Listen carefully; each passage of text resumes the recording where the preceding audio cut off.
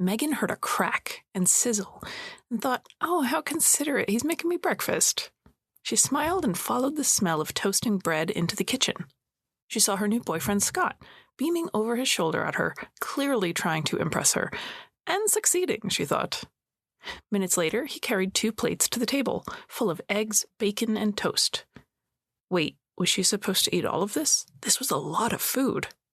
They were going to the zoo, though, so there'd probably be lots of walking.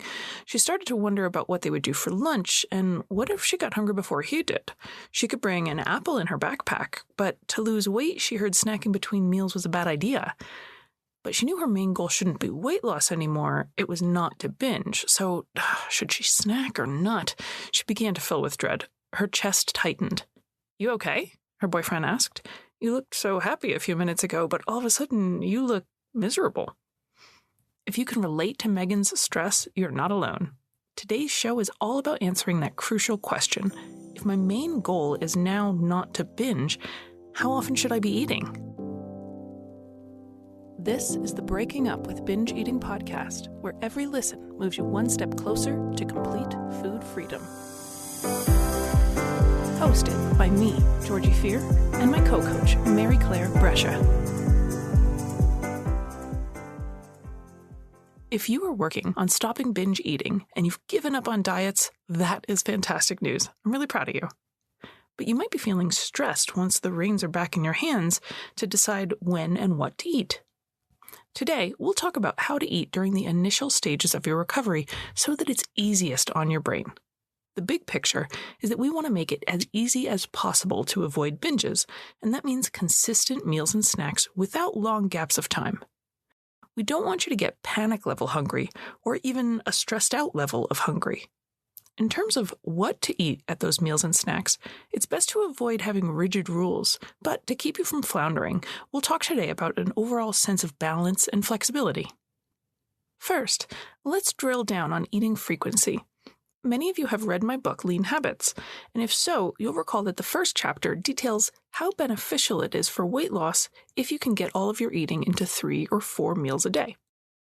In other words, eating meals which are substantial and then going 4 to 6 hours between them to allow yourself to develop hunger. That helps a person get into a calorie deficit the most comfortable way possible when the number one goal is weight loss. This is not the best strategy for someone struggling with binge eating. One more time, in case you zoned out for a second there, listening to the podcast while you're at the gym or picking up around the house, this is super important. 3 or 4 meals is not the best meal schedule for overcoming binge eating, so I don't recommend it.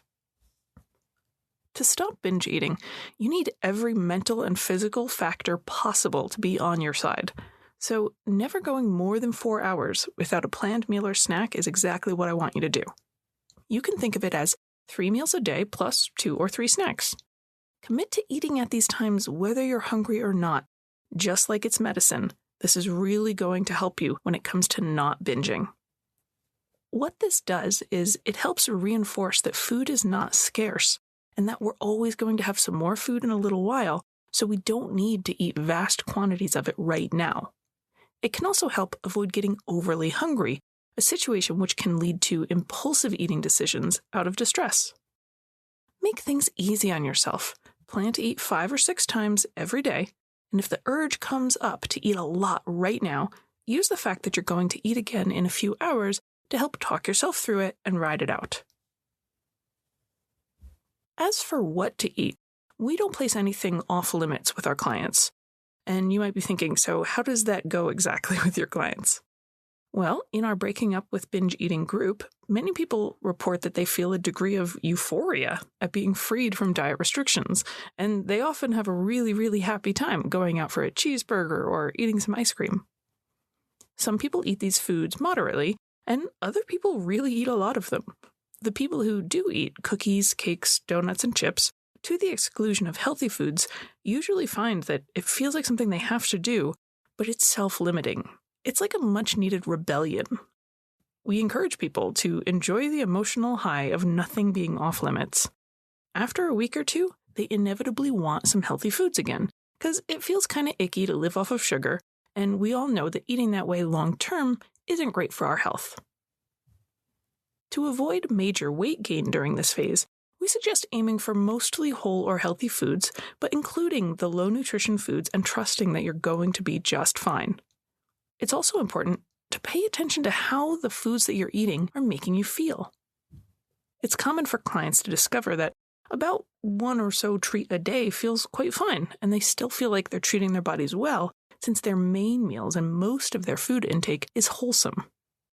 If you feel overfed and stuffed, that's good information your body's giving you. It might be letting you know your meals don't need to be quite as large or quite as heavy. A shorthand way that I would describe eating for weight maintenance is to think mostly whole foods, try not to get overly hungry or overly stuffed, and happily include one treat a day with one of your meals. Including a variety of food groups at meals is a bonus step. So if you want to think of including veggies, proteins, starches, and fats at your breakfast, lunch, and dinner, that can help you from feeling too lost, but not too roped into a rigid structure. We encourage clients to have treats along with a healthy meal so they don't end up having treats instead of their meals. Having treats instead of meals can lead to energy lows and often stomach aches. To everyone listening, if you're working on stopping a binge eating pattern, I encourage you to give this approach a try. Plan to eat something at least every 4 hours that you're awake, and stick to mostly healthy options, but let yourself include treats too. Include everything. Eat some carbs, eat some fats, eat fruit, eat chocolate, eat ice cream, have sandwiches on baguette, and anything else that was off limits for a long time. Let yourself discover what feels peaceful and what feels good to you. Remove excess hunger and calorie restriction from fueling your binge urges. Use this frequent eating plan to mentally bolster yourself when you feel the urge to binge. In the next episode, we'll talk more about the step-by-step process of riding out an urge without resorting to binge eating. I'm Coach Georgie. I'll see you in the next episode.